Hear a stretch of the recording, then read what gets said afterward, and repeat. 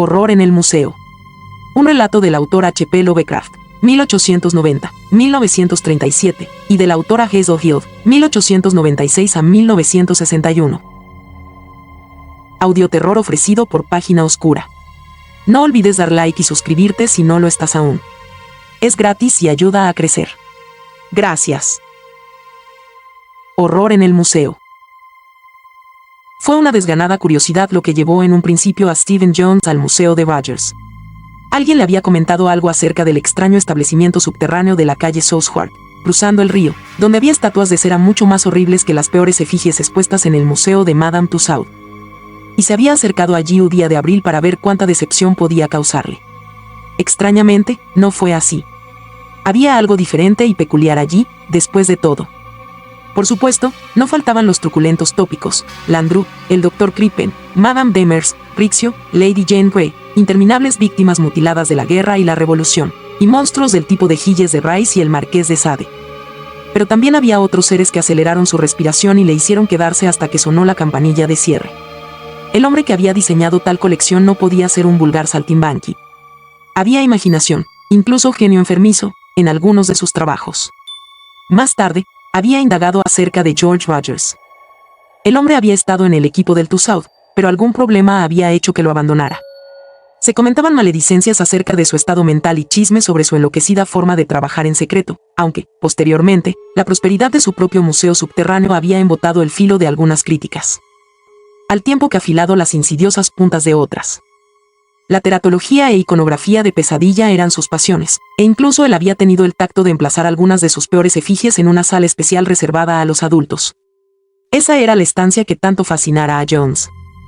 Había bastardas entidades híbridas que solo la fantasía podía incubar, modeladas con diabólica pericia y coloreadas con una horrible semejanza de vida. Algunas eran las figuras de los mitos habituales: gorgonas, quimeras, dragones, cíclopes y todos sus tenebrosos congéneres. Otras estaban extraídas de ciclos de soterradas leyendas más oscuras y que se mencionaban en un tono más furtivo: el negro e informe Tzatowa, el multitentaculado Cthulhu, el proboscideo Chognar Faun y otras blasfemias insinuadas en prohibidos libros, tales como el Necronomicon, el libro de Ibon o los Unaussprechlichen Kulten de von Hunst. Pero lo peor de todo eran aquellos seres, completamente nuevos para Rogers, y mostrando figuras que ningún relato de la antigüedad osó jamás siquiera insinuar. Algunas eran odiosas parodias de formas de vida orgánicas conocidas, mientras que otras parecían extraídas de febriles sueños sobre otros planetas o galaxias. Las extrañas pinturas de Clark Aston Smith podrían sugerir algo de eso.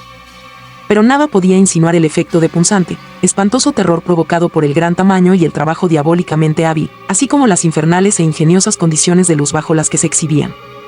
Stephen Jones, como ocioso degustador de la extravagancia en el arte, había visitado al propio Rogers en su sombría oficina o taller, más allá de la estancia abovedada del museo. Una cripta que causaba espanto a la vista, alumbraba débilmente por polvorientas ventanas emplazadas como troneras horizontales en la pared de ladrillo, al nivel de los antiguos adoquines de un patio interior. Era allí donde se restauraban las imágenes, allí, también, era donde se elaboraban. Brazos, piernas, cabezas y torsos de cera yacían en grotesca mezcolanza sobre varios bancos de trabajo, mientras que en altas estanterías se entremezclaban indiscriminadamente pelucas enmarañadas, dientes de aspecto hambriento y ojos de cristal de mirada fija. Vestidos de todas clases pendían de ganchos y, en una estancia, había grandes pilas de cera color carne, así como estantes colmados con botes de pintura y pinceles de todos tipos. En el centro de la habitación había un gran horno usado para preparar la cera para su moldeado, con el hogar cubierto por un inmenso recipiente de hierro con bisagras, con un caño que permitía verter la cera fundida mediante el simple toque de un dedo. Otras cosas en la deprimente cripta eran menos descriptibles, solitarias partes de problemáticas entidades cuyas formas completas eran los fantasmas del delirio. En otro extremo había una puerta de pesadas planchas de madera asegurada con un candado insólitamente grande y un símbolo muy curioso pintado en su superficie. Jones, que había tenido acceso, en cierta ocasión, al temible Necronomicon, se estremeció involuntariamente al reconocerlo. Este empresario, reflexionó, debía ser sin duda una persona de erudición desconcertantemente amplia en campos oscuros y dudosos. Tampoco le defraudó la conversación de Rogers. El hombre era alto, delgado y bastante desaliñado, con grandes ojos negros que relumbraban en un semblante pálido y habitualmente cubierto por una barba de varios días. No le molestó la intrusión de Jones, antes al contrario, pareció dar la bienvenida a la oportunidad de desahogarse con alguien interesado. Su voz era singularmente profunda y resonante, y albergaba una especie de refrenada intensidad que bordeaba lo febril. Jones no se asombró de que muchos le consideraran un demente. Mediante sucesivas preguntas, y las que en semanas sucesivas se convertirían en algo parecido a un hábito, Jones había encontrado a Rogers progresivamente comunicativo y abierto. Desde el principio, hubo indicios de extrañas creencias y prácticas por parte del empresario, y, más tarde, tales insinuaciones se convirtieron en relatos abiertos cuya extravagancia, a pesar de unas pocas fotografías de prueba, era casi cómica. Fue un día de junio, una noche que Jones había llevado una botella de buen whisky. Cuando replicó a su anfitrión algo libremente que los relatos resultaban verdaderamente demenciales. Previamente, hubo salvajes narraciones sobre misteriosos viajes al Tíbet, al interior de África, al desierto de Arabia, al valle del Amazonas, Alaska y algunas islas poco conocidas del Pacífico Sur, además de jactancias de haber leído algunos libros monstruosos y casi míticos, tales como los prehistóricos fragmentos placóticos y los cánticos del Dul, atribuidos a la maligna e inhumana Len. Pero nada de todo esto había sido tan inconfundiblemente demencial como lo que había salido a relucir aquella tarde de junio bajo el influjo del whisky. Para ser sinceros, Rogers comenzó haciendo vagos alardes de haber descubierto ciertos seres en la naturaleza que nadie encontrara antes y haber vuelto con pruebas tangibles de tales descubrimientos. Según su perorata etílica, había llegado más lejos que nadie en la interpretación de los oscuros y primordiales libros que estudiara, siendo encaminado por ellos a algunos remotos lugares donde se ocultaban extraños supervivientes. Supervivientes de eones y ciclos vitales anteriores a la humanidad, en algunos casos conectados con otras dimensiones y mundos, una comunicación que era frecuente en los olvidados días prehumanos. Jones se maravilló de las fantasías que tales ideas podían conjurar y se preguntó también cuál sería el historial mental de Rogers. ¿Habría sido su trabajo entre los enfermizos espantajos del Madame Tussauds del inicio de tales vuelos de la imaginación o, por el contrario, era una tendencia innata, y la elección de su trabajo era simplemente una de sus manifestaciones? De cualquier forma, el trabajo del hombre estaba estrechamente ligado a sus ideas. Hasta entonces, no había confundido la tendencia de sus sombrías insinuaciones con las monstruosidades de pesadilla de la velada sala de solo adultos. Descuidando el ridículo, intentaba insinuar que no todo en aquellas anormalidades demoníacas era artificial. Fue el abierto escepticismo y diversión de Jones ante tales pretensiones irresponsables lo que cortaron la creciente cordialidad. Rogers, evidentemente, se tornaba todo aquello muy en serio. De ahí en adelante, se tomó parco de palabras y resentido, tolerando a Jones solo gracias a una tenaz ansiedad de romper su muro de educada y complaciente incredulidad. Continuaron los cuentos estrafalarios y las sugerencias sobre ritos y sacrificios a los indescriptibles dioses primordiales, y, a cada momento, Rogers podía guiar a su invitado a una de las odiosas blasfemias de la sala vedada y mostrar las facciones difíciles de compaginar con incluso la más delicada artesanía. Jones continuaba sus visitas impelido por una fascinación, aunque era consciente de haber perdido la estima de su anfitrión. A veces intentaba congeniar con Rogers mediante fingidos asentimientos a sus locas insinuaciones o afirmaciones, pero el enjuto empresario rara vez resultaba engañado por tales tácticas. La tensión culminó en septiembre. Jones se había dejado caer casualmente en el museo una tarde y deambulaba por los penumbrosos corredores, cuyos horrores le eran ahora tan familiares, cuando escuchó un sonido muy curioso proveniente de la dirección del taller de Rogers. Otros lo escucharon también y se sobresaltaron nerviosamente mientras los ecos retumbaban por el gran sótano abovedado. Los tres empleados cambiaron extrañas miradas, y uno de ellos, un oscuro y taciturno sujeto de aspecto extranjero que siempre oficiaba como encargado de Rogers, sonrió de una forma que pareció confundir a sus colegas y que hirió violentamente la sensibilidad de Jones. Era el aullido o el grito de un perro, y era un sonido lanzado bajo un espanto supremo entremezclado con agonía. Su frenesí desnudo y angustiado era espantoso de escuchar. En aquel establecimiento de grotesca anormalidad, resultaba doblemente odioso. Jones recordó que no se admitían perros en el museo. Estaba a punto de ir hasta la puerta que llevaba al taller, cuando el oscuro empleado le detuvo con palabras y gestos. «M.R. Rogers», dijo el hombre, con una suave y ligeramente acentuada voz, al tiempo apologética y vagamente sardónica, estaba fuera y había órdenes tajantes de no admitir a nadie en el taller en su ausencia. Respecto a aquel aullido, sin duda procedía del patio adjunto al museo. La vecindad estaba llena de chuchos extraviados, y sus peleas a veces eran impresionantemente ruidosas. No había perros en ningún lugar del museo. Pero si M.R. Jones deseaba ver a M.R. Rogers, podría encontrarle justo antes del cierre. Tras aquello, Jones subió los viejos peldaños de piedra hacia la calle y examinó el mísero vecindario con curiosidad. Los pobres y decrépitos edificios, antiguamente moradas y ahora, en su mayoría, tiendas y almacenes, eran realmente vetustos. Algunos de ellos tenían techos a dos aguas que parecían devolver a los tiempos de los Tudor, y un débil hedor miasmático pendía sobre toda la zona. Junto a la sucia construcción cuyos sótanos albergaban el museo, Había un bajo soportal que daba paso a un oscuro callejón empedrado, y John sintió un vago deseo de encontrar el patio tras el taller y tranquilizar a su mente respecto del asunto del perro. El patio estaba en penumbra bajo la tardía luz del ocaso, cercado por paredes traseras, aún más feas e intangiblemente amenazadoras que las destartaladas fachadas de las malignas y antiguas casas. No había ningún perro a la vista, y John se preguntó cómo podrían las consecuencias de aquel frenético alboroto desvanecerse tan rápido. A pesar de la afirmación del encargado sobre que no había ningún perro en el museo, John escrutó nerviosamente los 3 ventanucos del taller del sótano, angostos rectángulos horizontales, cercanos al pavimento lleno de hierbas, con hoscos cristales que parecían tan repulsivos e indiferentes como los ojos de un pez muerto. A su izquierda, un gastado tramo de escalones guiaban a una gruesa y pesadamente aherrojada puerta. Algún impulso le llevó a agacharse sobre los húmedos adoquines resquebrajados y escudriñar, esperando que las gruesas cortinas verde, movidas mediante largas cuerdas que pendían de un nivel asequible, estuvieran bajadas. La superficie exterior estaba enturbiada por la suciedad, pero mientras las frotaba con su pañuelo vio que no había cortinas entorpeciendo la visión. Tan oscuro estaba el interior del sótano que no había mucho que ver, pero el grotesco instrumental de trabajo amenazaba espectralmente a cada momento a Jones, según iba probando cada ventana. Al principio parecía evidente que no había nadie en el interior, pero cuando observó por la ventana de la derecha, la más cercana al corredor de entrada, vio un resplandor en el extremo más alejado de la estancia que le hizo detenerse perplejo. No había ninguna razón para la presencia de esa luz. Era una zona interior de la estancia y no podía recordar luces de gas o eléctricas en ese lugar. Otra mirada delimitó el resplandor a un amplio rectángulo vertical, y un pensamiento brotó en su cabeza. En esa dirección, siempre se había percatado de la pesada puerta de planchas con el candado anormalmente grande, la puerta que nunca estaba abierta y sobre la que estaba crudamente trazado el odioso y críptico símbolo proveniente de los fragmentarios anales de prohibidas magias primordiales. Debía estar abierta en aquel instante, y había una luz en su interior. Todas sus primeras especulaciones acerca de dónde guiaría aquella puerta, y lo que habría tras ella, se renovaron entonces con multiplicada e inquietante fuerza. John se ambuló sin objetivo alrededor del deprimente vecindario hasta el cierre, a las 6 en punto, momento en que volvió al museo para interrogar a Rogers. Apenas podía decirse por qué deseaba tan fervientemente ver en aquel momento al hombre, pero debía tener algunos recelos inconscientes sobre aquel terrible y no ubicado grito canino de la tarde, así como sobre el resplandor en aquel inquietante, y habitualmente cerrado, portón de pesado candado. Los empleados se habían ido cuando llegó, y pensó que Orabona, el cetrino encargado de aspecto extranjero, le había mirado con algo parecido a una diversión astuta y soterrada. No le gustaba aquella mirada, aun cuando le había visto dirigírsela a su patrón multitud de veces. La abovedada sala de exhibición resultaba fantasmal al estar desierta, pero él la cruzó rápidamente y golpeó en la puerta de la oficina y taller. La respuesta se demoró, aunque hubo pasos en el interior. Finalmente, respondiendo a una segunda llamada, el cerrojo chasqueó, y la antigua puerta de 6 paneles crujió abriéndose renuentemente, revelando la figura desganada y de ojos febriles de George Rogers.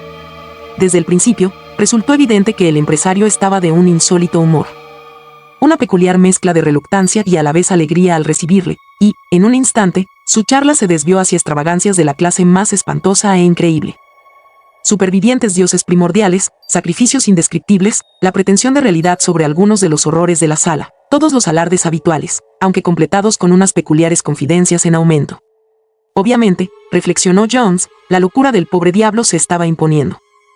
A veces, Rogers lanzaba miradas furtivas a la pesada puerta interior cerrada con candado, del extremo de la habitación, o hacia una pieza de tosca arpillera depositada en el suelo, no lejos de él, bajo la que parecía yacer algún objeto. Jones fue poniéndose más nervioso según transcurría el tiempo, y comenzó a tener dudas sobre la conveniencia de mencionar los extraños sucesos de la tarde, tal como primeramente había querido ansiosamente hacer. La voz de bajo, sepulcralmente resonante, de Rogers casi se rompió bajo la excitación de su febril farfullo. ¿Recuerdas, espetó, lo que te dije sobre esa ciudad en minas de Indochina donde vivían los chocho? Tuviste que admitir que había estado cuando viste las fotografías, aún pensando que yo hice de cera a aquel nadador ovalado de la oscuridad. Si los hubieras visto contorsionarse en las piscinas subterráneas como yo. Bueno, esto es aún mayor. Nunca te hablé de ello, porque quería rematarla antes de hacer ninguna pretensión. Cuando veas la instantánea, sabrás que la geografía no puede haber sido falsificada, e imagino que tengo otra forma de probar que eso no es ninguno de mis productos de cera. Nunca la has visto porque los experimentos no me permitían ponerla en exhibición. El empresario miró de forma extraña hacia la puerta cerrada con el candado. Todo procede de ese gran ritual del 8º fragmento pnacótico. Existieron seres en el norte, antes de la Tierra del Omar, previos a la existencia de la humanidad, y esto es uno de ellos. Tuvimos que ir a Alaska y remontar el Noatak desde Fort Morton, pero la cosa estaba allí donde yo sabía que estaría. Grandes ruinas ciclópeas, hectáreas de ellas. Quedaba menos de lo que creíamos, pero ¿qué se puede esperar después de 3 millones de años? ¿Y no apuntan las leyendas de los esquimales en esa misma dirección? No pudimos llevar uno de esos infelices con nosotros, y tuvimos que conducir el trineo todo el camino de vuelta a Nome en busca de americanos. A Orabona no le sentaba bien aquel clima, se volvió hosco e irritable. Más tarde te contaré cómo lo encontramos. Cuando volarnos el hielo de los pilares de la ruina central, la escalera estaba donde sabíamos que debía estar. Quedaban algunas tallas, y no hubo ningún problema para impedir que los yanquis nos siguieran al interior. Orabona temblaba como una hoja, nunca pensarías eso por la forma en que se pavonea ese maldito insolente. Sabía lo bastante de la tradición primigenia para estar apropiadamente temeroso. La luz eterna desapareció, pero nuestras antorchas alumbraban lo bastante. Vimos los huesos de otros que habían llegado antes que nosotros, eones atrás, cuando el clima era cálido. Algunos de esos huesos pertenecían a seres como jamás has imaginado. En el tercer nivel subterráneo encontrarnos el trono de marfil sobre el que tanto hablan los fragmentos, y puedo decirte con conocimiento de causa que no estaba vacío. El ser del trono no se movía, y supimos que eso necesitaba un sacrificio. Pero no deseábamos despertarlo. Era mejor llevarlo primero a Londres. Orabona y yo volvimos a la superficie en busca de una gran caja, pero cuando lo hubimos metido no pudimos subirla los 3 tramos de escalones. Aquellos peldaños estaban hechos para seres humanos, y su tamaño nos estorbaba. De cualquier forma, era diabólicamente pesado. Tuvimos que traer a los americanos abajo para sacar a eso. No estaban ansiosos de entrar en el sitio, pero, por supuesto, lo peor estaba a salvo dentro de la caja. Les dijimos que era un lote de tallas de marfil. Muestras arqueológicas, y, tras ver el trono tallado, probablemente nos creyeron. Es un prodigio que no se imaginaran la existencia de un tesoro oculto y pidieran una parte. Habrán contado extraños cuentos en Nome más tarde, aunque dudo de que volvieran a esas ruinas, incluso bajo el señuelo del trono de marfil. Rollers hizo una pausa, revolvió en su escritorio y exhibió un sobre con fotografías de gran tamaño. Sacando una y colocándola ante sí boca abajo, tendió el resto a Jones. El escenario era verdaderamente extraño, colinas cubiertas de hielo, trineos de perros, hombres envueltos en pieles e inmensas ruinas derrumbadas contra un telón de nieve, ruinas cuyos contornos extravagantes e inmensos bloques de piedra a duras penas podían ser descritos. Una, realizada con flash, mostraba una increíble estancia interior con extrañas tallas y un curioso trono cuyas proporciones implicaban que no había sido diseñado para ocupantes humanos.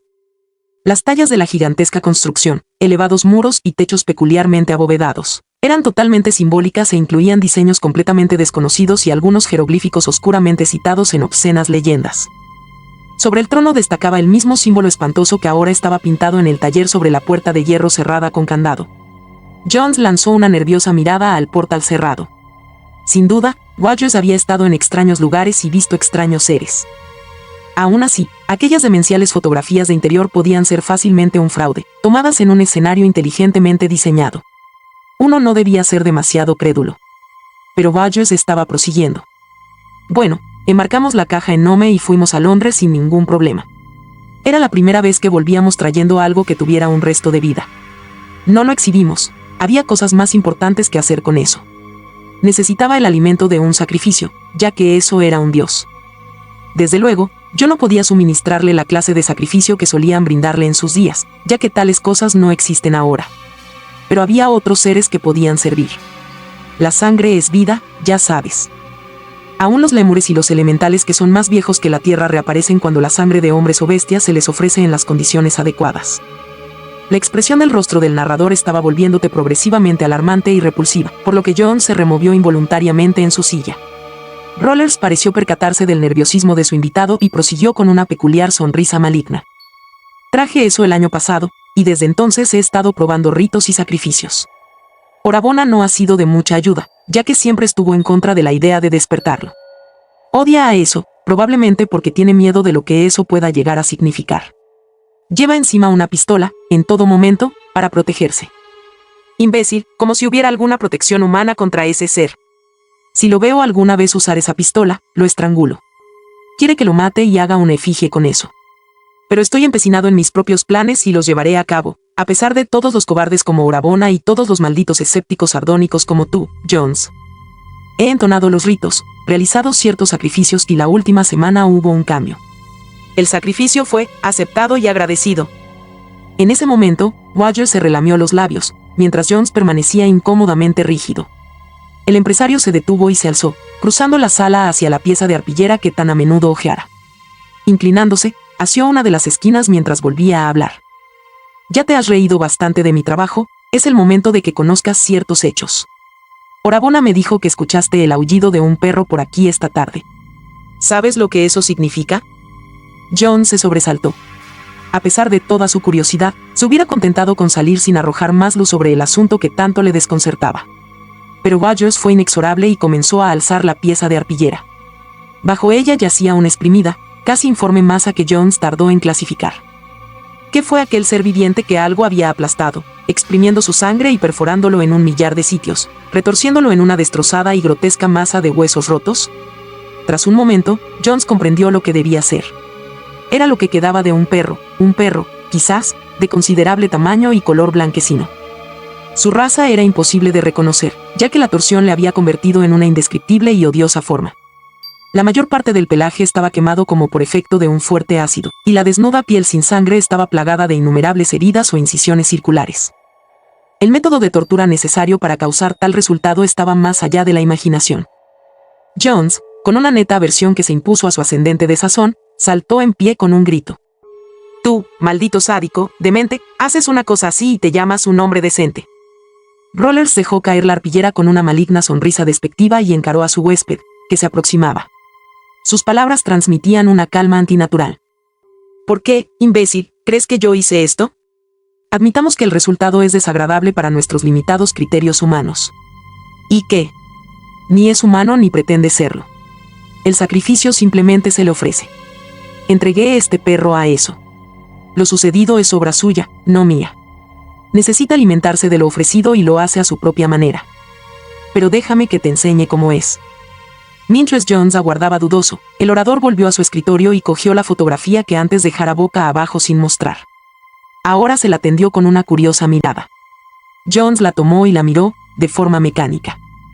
Tras un instante, la mirada del visitante se volvió más atenta y absorta, ya que la fuerza completamente satánica del ser retratado tenía un efecto casi hipnótico. Verdaderamente, Rogers se había sobrepasado al modelar la espantosa pesadilla captada por la cámara.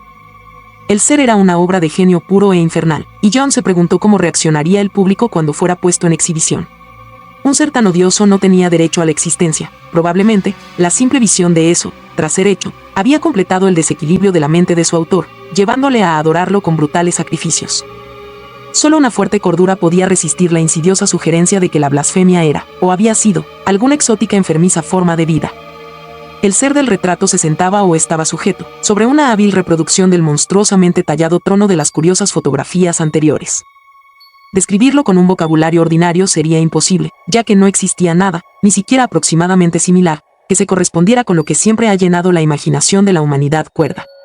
Representaba algo quizás lejanamente conectado con los vertebrados de este planeta, aunque no se podía estar muy seguro de eso. Sus dimensiones eran ciclópeas, ya que, incluso sentado, se alzaba a casi el doble de altura que Orabona, que estaba retratado al lado.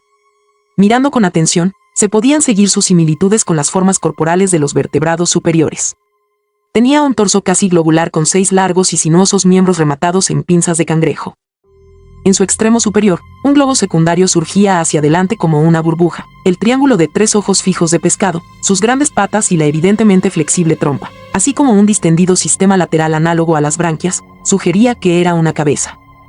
La mayor parte del cuerpo estaba cubierto con lo que a primera vista parecía ser piel, pero a la que un examen más detenido mostraba como una densa mata de oscuros y delgados tentáculos o filamentos de succión, cada uno provisto de una boca que recordaba a la cabeza de un áspid.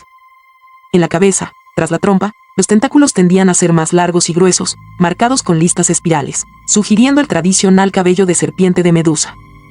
Decir que tal ser tenía una expresión parecía paradójico, aunque John sintió que el triángulo de saltones ojos de pez y que esa oblicuamente suspendida trompa desprendían una mezcla de odio, glotonería y completa crueldad incomprensibles para un ser humano. Ya se hallaban entremezcladas con otras emociones ajenas al mundo o incluso al sistema solar. En esta bestial anormalidad, reflexionó, Rogers debía haber vertido toda su demencia maligna y todo su extraordinario genio de escultor. El ser era increíble, aun cuando la fotografía probara su existencia. Rollers interrumpió sus ensueños. Bueno, ¿Qué piensas de eso? No preguntas ahora qué es lo que ha aplastado al perro y lo ha exprimido con 1.000.000 de bocas. Necesitaba alimentarse y volverá a necesitarlo. Es un dios, y yo soy el primer sacerdote de su postrer culto. Y a Subnigurat, la cabra con 1.000.000 de crías.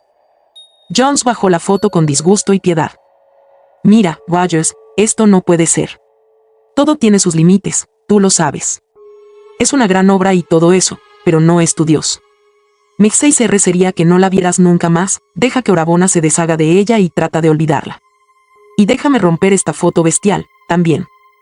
Con un graznido, Rogers le arrancó la foto y la devolvió al escritorio. Imbécil, tú todavía crees que todo es un fraude.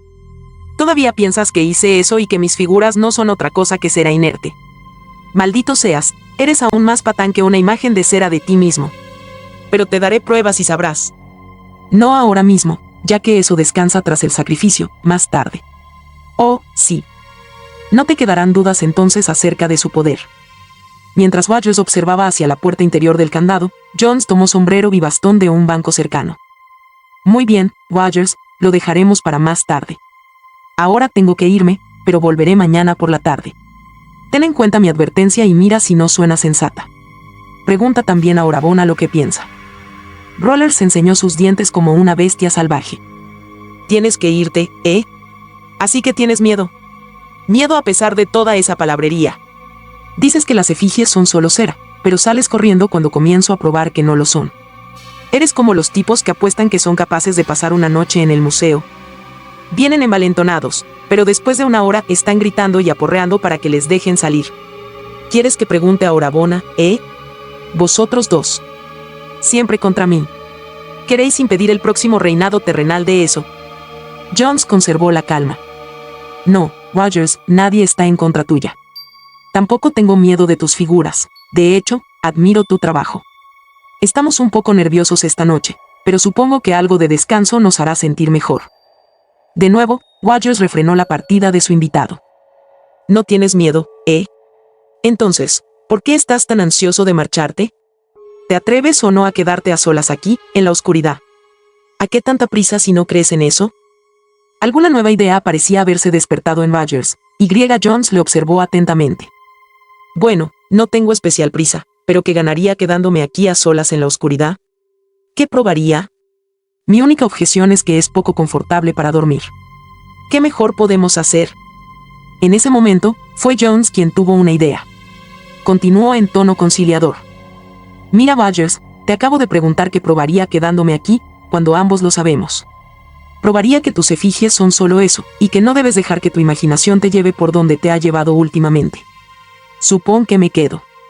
Si aguanto hasta el amanecer, aceptarás tomarte de otra forma las cosas. Marcharte 3 meses de vacaciones o así y dejar que Orabona destruya esa nueva creación. Bueno. ¿Qué te parece? El rostro del empresario resultaba difícil de interpretar. Era patente que estaba pensando rápidamente y que, de las diversas emociones en conflicto, el triunfo maligno llevaba las de ganar. Su voz tuvo una cualidad estremecedora al responder.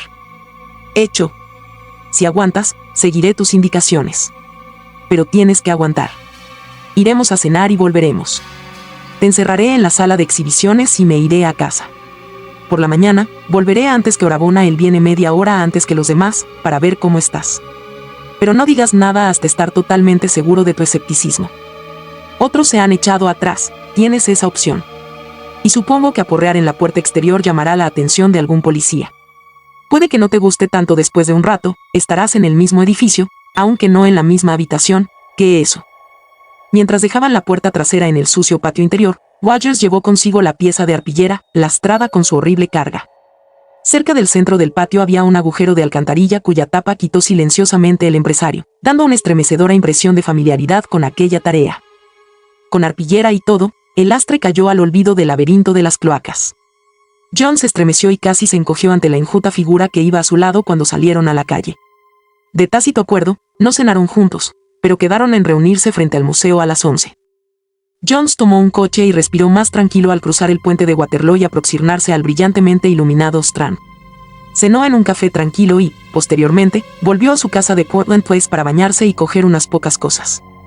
Ociosamente, se preguntó qué estaría haciendo Rogers. Había oído decir que el hombre tenía una amplia y sombría casa en Walworth Road, llena de libros oscuros y prohibidos, útiles ocultistas e imágenes de cera que no se atrevía a poner en exhibición. Orabona, según se decía, vivía en otra ala de la misma casa. A las 11, Jones encontró a Rogers esperando en la puerta del sótano en Saddock Street. Cruzaron pocas palabras, pero ambos parecían sentir con la amenazadora tensión. Convinieron en que la sala de exhibición abovedada sería el lugar de la prueba y Rogers no insistió en que el observador se quedara en la estancia, especial para adultos, de los supremos horrores. El empresario, habiendo apagado todas las luces con interruptores manejados desde el taller, cerró la puerta de la cripta con una de las llaves de su atestado llavero. Sin estrecharle la mano, salió a la calle, cerró la puerta tras de sí y ascendió los gastados peldaños hacia la calleja exterior. Cuando dejaron de oírse las pisadas, Jones comprendió que la larga y tediosa vigilia había comenzado. Más tarde, en la completa oscuridad de aquel sótano de grandes arcos, Jones maldijo la ingenuidad infantil que le había llevado allí.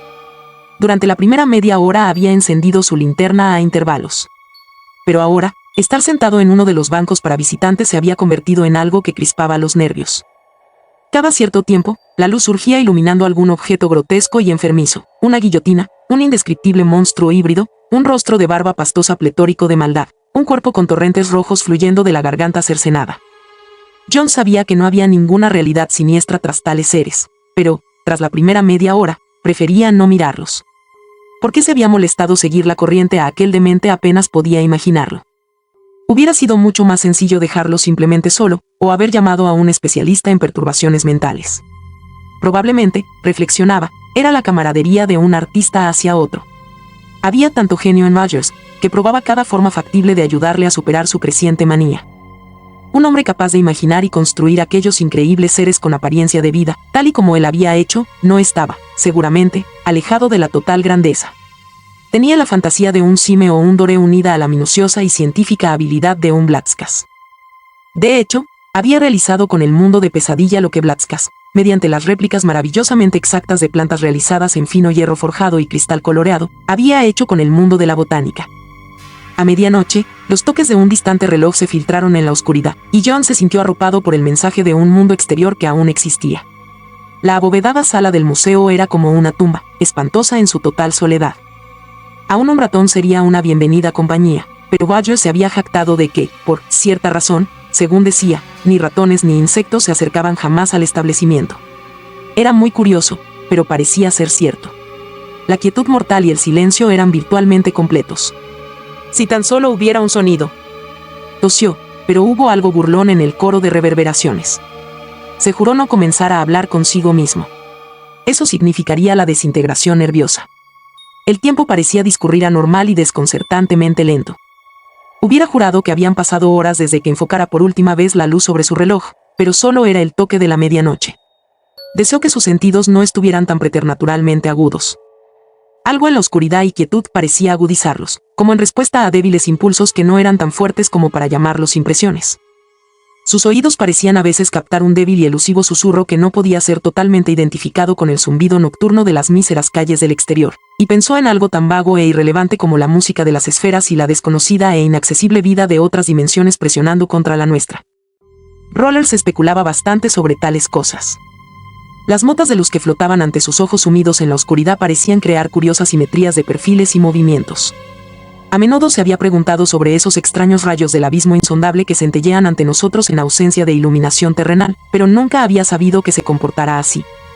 Les faltaba el tranquilo sinsentido de las motas de luz ordinarias, insinuando alguna voluntad o propósito distante de cualquier concepción terrestre. Luego vino la sugerencia de extraños movimientos. No había nada abierto, pero, a pesar de la total falta de corrientes de aire, John sintió que el aire no estaba totalmente en calma. Había intangibles variaciones de presión, aunque no lo bastante como para sugerir el espantoso movimiento de invisibles elementales. Era anormalmente frío, además. No le gustaba nada de eso. El aire tenía un regusto salado, como si estuviera mezclado con la salmuera de oscuras aguas subterráneas y hubiera un descarnado indicio de algún aroma de inefable humedad. Durante el día nunca se había percatado de que las figuras de cera tuvieran olor. Aún entonces sentía a medias que no eran las figuras de cera las que debían oler así. Era más bien como el débil olor de especímenes en los museos de historia natural. Curioso, dadas las pretensiones de Rogers acerca de que sus figuras no eran completamente artificiales. De hecho, Era probable que tal pretensión fuera locue hacia su imaginación conjurar tales sospechas olfativas. Debía guardarse contra los excesos de la imaginación. ¿No habían enloquecido tales cosas a Rogers? Pero la completa soledad de aquel sitio era espantosa. Incluso las distantes campanadas parecían llegar atravesando abismos cósmicos.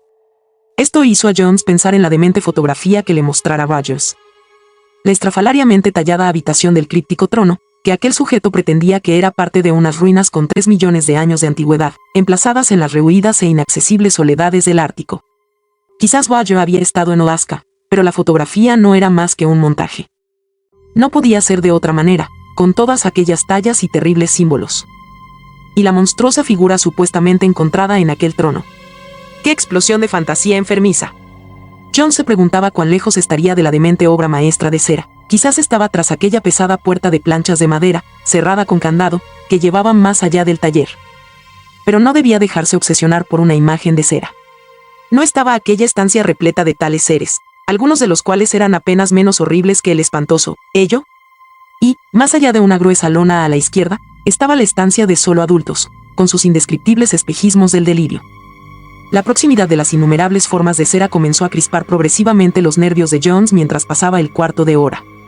Conocía también el museo que podía ubicar sus habituales imágenes incluso en la total oscuridad. De hecho, las tinieblas tenían el efecto de prestar a las recordadas imágenes algún elemento imaginario sumamente perturbador. La guillotina parecía crujir y el barbudo semblante del Andrew, que mató a sus 15 esposas, se contorsionaba con expresión de monstruosa amenaza. De la cercenada garganta de Madame Demers parecía brotar un gorgoteante sonido, mientras que la descabezada y desmembrada víctima de un asesino del baúl intentaba aproximarle más y más sus ensangrentados muñones. Jones comenzó a entornar sus ojos para ver si podía difuminar las imágenes, sin el menor resultado. De hecho, al entornar los ojos, el extraño e intencional trasfondo de granos de luz se hacía más perturbadoramente pronunciado. Luego, repentinamente, comenzó a intentar distinguir las odiosas imágenes que primitivamente había tratado de hacer desvanecerse. Lo hizo porque estaban dando paso a entidades aún más odiosas. A pesar de sí mismo, su memoria comenzó a reconstruir las blasfemias totalmente inhumanas que acechaban las oscuras esquinas, y aquellos grumosos híbridos brotaban rezumando y serpenteando hacia él, como tratando de encerrarle en un círculo. El negro Xatogua se modeló a sí mismo, desde una gárgola de aspecto de rana, en una larga y sinuosa línea con centenares de rudimentarios pies, y un blando y enjuto ser nocturno extendió sus alas como para avanzar y sofocar al observador. John se forzó a sí mismo para no gritar. Sabía que estaba volviendo a los tradicionales terrores de su infancia y decidió utilizar su razón de adulto para mantener a raya a los fantasmas. Esto y le ayudó un poco, según descubrió, al encender de nuevo la luz. Espantosas como eran las imágenes reveladas, no lo eran tanto como las que había conjurado su fantasía en la total oscuridad. Pero había un inconveniente. Aún a la luz de la linterna, no pudo dejar de sospechar un leve y furtivo temblor en una parte de la lona que mantenía oculta la terrible sala de solo adultos. Conocía lo que había detrás y se estremeció. Su imaginación conjuró las impresionantes formas del fabuloso Jack Sather. Tan solo una aglomeración de globos iridiscentes, pero inmenso en su sugerencia de maldad.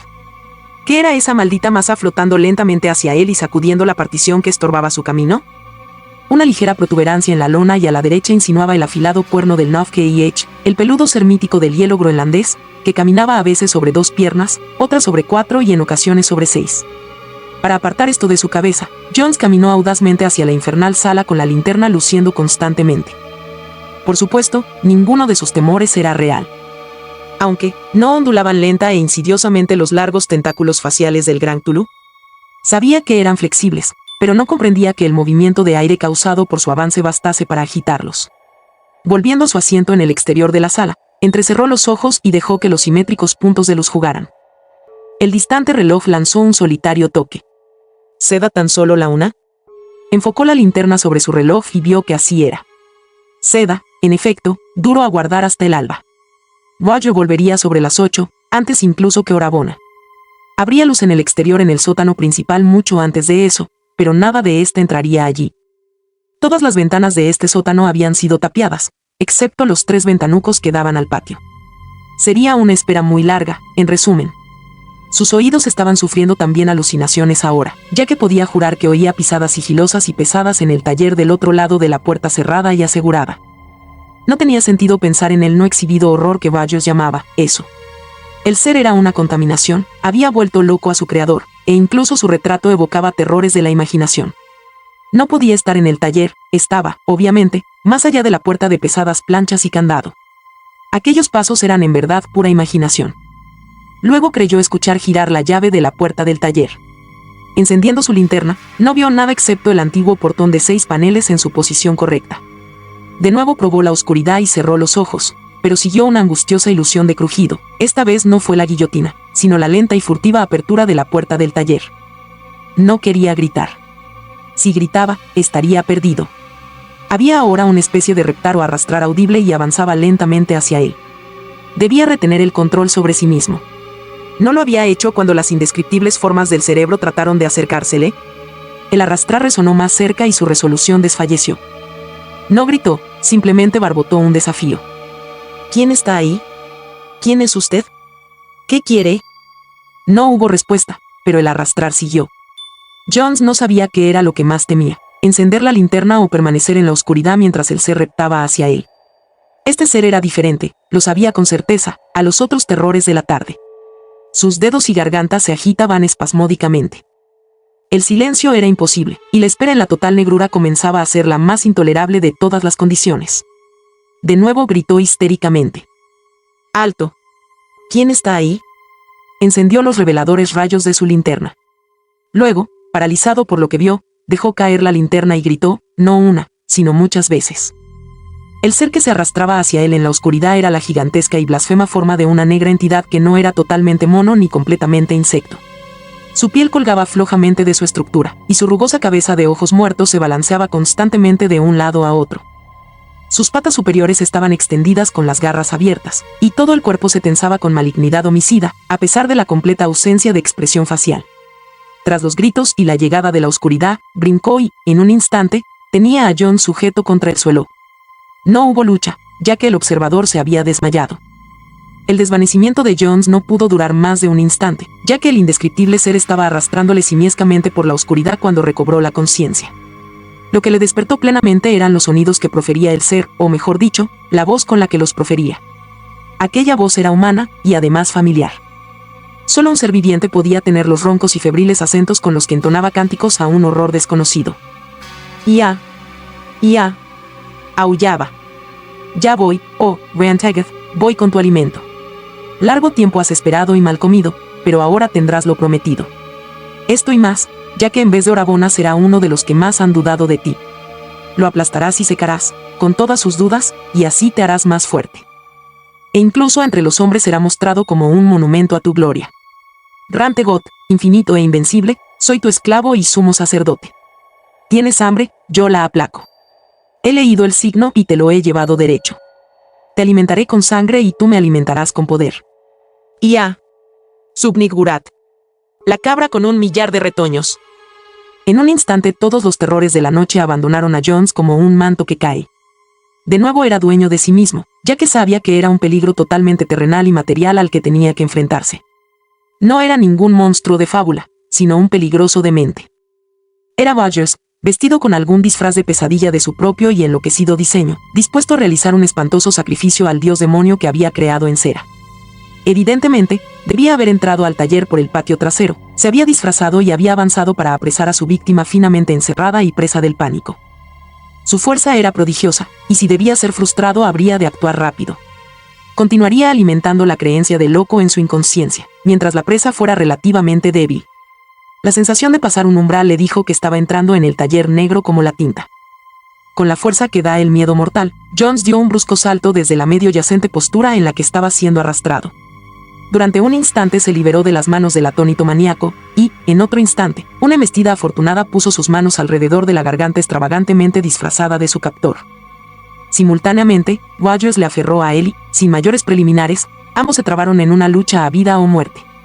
El entrenamiento atlético de Jones, sin duda, fue su única salvación, ya que su enloquecido atacante, abandonando cualquier exhibición de juego limpio, decencia o incluso autopreservación. Era una máquina de salvaje destrucción tan formidable como un lobo o una pantera. Gritos guturales salpicaban ocasionalmente la terrible lucha en la oscuridad. Saltó la sangre, las ropas se rasgaron, y al fin John sintió la garganta del maníaco, libre ya de su máscara espectral. No dijo una palabra, sino que puso cada gramo de energía en defender su vida. Rollers pateó, buscó los ojos de su enemigo, dio cabezazos, mordió, rasgó y escupió, y aún encontró fuerzas para vociferar ocasionales frases. La mayor parte de su palabrería era una jerga ritual llena de referencias a eso o Rentageth, y, para los crispados nervios de Jones, era como si los gritos tuvieran respuesta de bufidos y aullidos demoníacos, provenientes de una infinita distancia. Hacia el final, ambos rodaron por el suelo, volcando bancos o golpeándose contra los muros y los basamentos de ladrillo del horno de mezcla del centro. Hasta el fin, Jones no pudo estar seguro de salvarse, pero el último lance se inclinó a su favor. Un rodillazo contra el pecho de Rogers produjo una total relajación y, un instante después, supo que había ganado.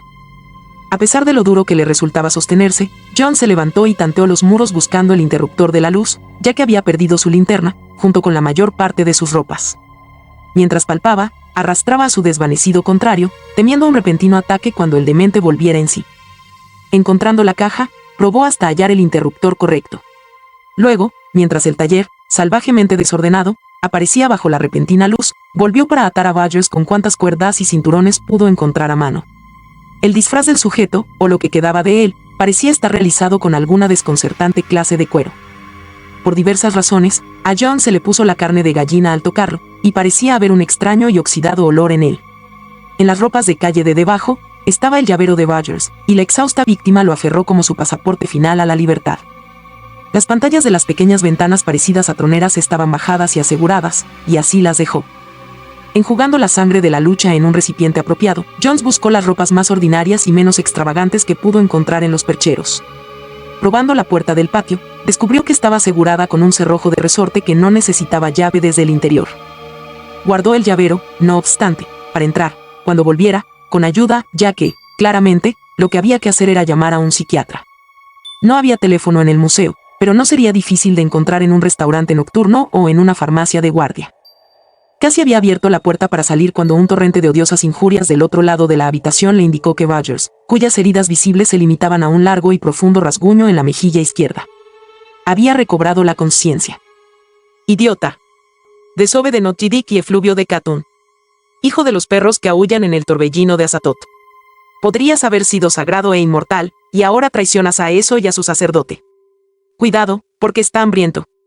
Debiera haber sido Orabona, ese maldito perro traicionero listo para revolverse contra eso y contra mí. Pero terminé concediéndote el primer honor. Ahora, ambos debéis temer, ya que eso no es agradable sin su sacerdote. Ya. La venganza se acerca. ¿Sabes que podrías haber sido inmortal? Mira al horno. El fuego está listo y hay cera en la olla. Hubiera hecho contigo lo que hice con las otras formas vivientes. ¡Ey! Tú que has jurado que todas mis efigies eran de cera, te habrías convertido en una de ellas. Cuando eso se hubiera saciado, y fueras como aquel perro que te mostré, hubiera inmortalizado tus pedazos aplastados y lacerados. La cera lo hubiera hecho. ¿No decías que soy un gran artista? Cera en cada poro, cera en cada centímetro cuadrado tuyo. Ya. Y después el mundo hubiera podido contemplar tu mutilada carcasa y preguntarse cómo podría yo haber imaginado tal cosa. ¡Ey! Y Orabona hubiera sido el siguiente, y otros tras de él, y todos hubieran acrecentado mi familia de cera. Perro. ¿Aún crees que vi fabricado todas mis efigies? ¿No sería mejor decir preservado? Ya sabes los extraños lugares que he visitado y los extraños seres que he traído. Cobarde, nunca osarías encarar al destructor cósmico cuyo disfraz me coloqué para darte un susto. Su simple presencia viva, o incluso el hecho de concebirlo, te hubieran matado instantáneamente de miedo. Ya. Eso aguarda hambriento la sangre que es vida. Rollers, sosteniéndose contra la pared, tironeó de sus ataduras. Mira esto, Jones, ¿y si me sueltas y yo te dejo marchar? Hay que ser respetuosos con el sumo sacerdote de eso. Orabona bastará para mantenerlo vivo, y, cuando termine, inmortalizaré sus pedazos en cera para que el mundo los vea. Debieras haber sido tú, pero has rehusado tal honor. No te molestaré más. Suéltame y repartiré contigo el poder que eso me dará. Ya. Grande es Rentageth. Suéltame. Está hambriento al otro lado de la puerta y, si muere, los primordiales nunca volverán. ¡Ey! Suéltame.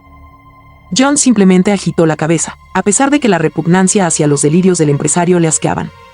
Rollers, ahora mirando salvajemente hacia la puerta de hierro con el candado, golpeó su cabeza una y otra vez contra el muro de ladrillo y comenzó a dar puntapiés con sus tobillos fuertemente atados. Jones comenzó a temer que se lesionaría y avanzó para atarlo más firmemente a algún objeto fijo. Contorsionándose, Rogers se apartó de él y comenzó a lanzar una serie de frenéticos aullidos cuya total y monstruosa inhumanidad resultaba espantosa y cuyo volumen era casi increíble. Parecía imposible que cualquier garganta humana pudiera producir ruidos tan estrepitosos y penetrantes, y Jones pensó que, de continuar, no necesitaría teléfono para pedir ayuda. En poco tiempo, algún policía llegaría a investigar, aún admitiendo que no hubiera vecinos que pudieran escuchar en aquel desierto distrito de almacenes. Psy-YA. Psy-YA. Aullaba el demente, YKJABO 2, Rantegot. Tvuluftagn. Fi. Fi. Fi. Fi. Rangegot, Vantegot, Rantegot. La estrechamente atada criatura, que había comenzado a serpentear por el sucio suelo, alcanzó la puerta de planchas con el candado y comenzó a golpear atronadoramente su cabeza contra ella. Jones temió tener que volver a sujetarle y deseó no estar tan agotado por la lucha previa. El violento resultado estaba crispando de forma espantosa sus nervios y comenzó a sentir un rebrote de los indescriptibles temores que le asaltaran en la oscuridad. Todo lo concerniente a Rogers y su museo era tan infernalmente enfermizo y sugerente de negros panoramas al otro lado de la vida. Era odioso el pensar en la obra maestra de cera, fruto del anormal genio, que en aquel momento debía agazaparse cerca en la oscuridad, más allá de la pesada puerta del candado. Luego sucedió algo que envió un frío adicional por la columna de Jones e hizo que cada pelo, hasta los del dorso de su mano, se erizaran con un vago espanto más allá de cualquier clasificación. Rollers había parado bruscamente de gritar y golpear su cabeza contra la sólida puerta de hierro, y estaba buscando colocarse en una postura sentada. Tenía la cabeza torcida y escuchaba intensamente algo. Y entonces una sonrisa de diabólico triunfo iluminó su rostro y comenzó a hablar de forma inteligible nuevamente, esta vez en un ronco murmullo que contrastaba extrañamente con su previo aullar estentório. Escucha, idiota. Escucha atentamente. Eso me ha escuchado y acude. ¿No puedes oírlo chapotear mientras sale de su tanque al final del túnel? Lo alojé en las profundidades porque nada es demasiado bueno para ello. Es anfibio, ya lo sabes, viste las branquias en la foto. Llegó a la tierra procedente del plomizo Yugot, donde las ciudades están bajo los cálidos y profundos mares. Eso no puede erguirse aquí, demasiado alto, tiene que sentarse o agazaparse. Dame mis llaves, debemos dejarle salir y arrodillamos ante su presencia. Luego saldremos y encontraremos un perro o un gato, quizás un borracho, para darle el alimento que necesita. No era lo que el loco decía, sino la forma de decirlo, lo que alteró seriamente a Jones. La total y demente confianza, y la sinceridad del enloquecido susurro, era condenadamente contagiosa. La imaginación, con tales estímulos, podía descubrir una amenaza activa en la diabólica figura de cera que se agazapaba invisible al otro lado de la pesada plancha. Mirando la puerta con atroz fascinación, Jones descubrió que se producían varios y distintos crujidos, aunque no aparecieron marcas de violencias en la superficie. Se preguntó cuán grande sería la habitación o armario del otro lado, y cómo estaría colocada la figura de cera. Aquella idea de loco sobre un tanque y un túnel era tan delirante como sus otras fantasías. Después, en un terrible instante, Jones perdió por completo la respiración. El cinturón de cuero, con el que había pensado sujetar aún más a Rogers, cayó de sus manos inertes y un espasmo de terror le sacudió de pies a cabeza. Debiera haber sabido que el lugar le volvería loco, tal como había sucedido con Rogers, y ya estaba loco. Estaba loco, ya que sufría alucinaciones más salvajes que las que le habían asaltado anteriormente en la noche. El loco le decía que escuchara el chapoteo de un monstruo mítico en un tanque del otro lado de la puerta, y entonces, Dios le ayudara, lo escuchó. Rollers observó el espasmo de horror cubrir el rostro de Jones y convertirlo en una rígida máscara de miedo. Cacareó. Por fin, loco, ¿crees? Por fin sabes. Lo escuchas y eso viene. Dame mis llaves, idiota, debemos reverenciarle y servirle. Pero Jones no prestaba ninguna atención a una voz humana, loca o cuerda. Una parálisis fóbica le inmovilizó sumiéndole en el estupor, con salvajes imágenes recorriendo su imaginación desamparada. Hubo un chapoteo. Hubo un arrastrar o pisar, como de grandes patas húmedas sobre una superficie sólida. Algo se acercaba. Su olfato fue asaltado por un hediondo olor animal que brotaba desde las grietas en aquella puerta de pesadilla, parecido y a la vez diferente al de las jaulas de mamíferos de Regent's Park. No sabía si Rogers estaba hablando o no. La realidad se había desvanecido y era una estatua acosada por sueños y alucinaciones tan antinaturales que se convertían casi en objetivas y distantes para él. Creyó oír un husmeo o bufido proveniente de los desconocidos golfos al otro lado de la puerta y, cuando un repentino ruido aullante y trompeteante golpeó sus tímpanos, no pudo estar seguro de que procediera del estrechamente atado maníaco cuya imagen rielaba en su enturbiada visión. La fotografía de aquel maldito e invisible ser de cera insistía en revolotear por su mente. Tal ser no tenía derecho a existir.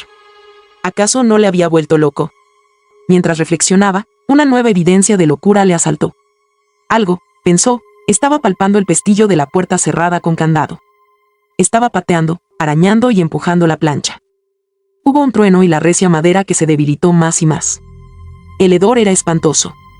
Y entonces el asalto contra la puerta desde el interior se convirtió en una maligna y decidida embestida, como los redobles de un ariete.